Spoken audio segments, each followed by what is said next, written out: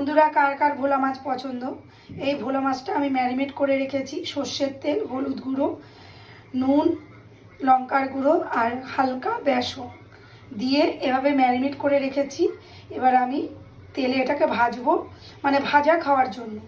তো চলো, তেল গরম হয়ে গেছে বন্ধুরা।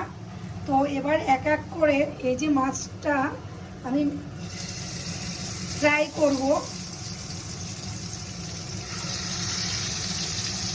কার কার ভোলা মাছ পছন্দ একটু জানাবেন।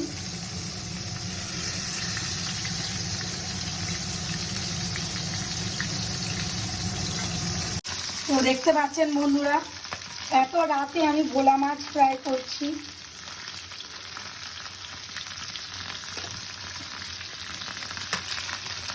এপিট ওপিট ভালো করে মচমচা করে ভাজা করব খাওয়ার জন্য। রাতে মাছ ভাজা খাবো, তাই বানাচ্ছি।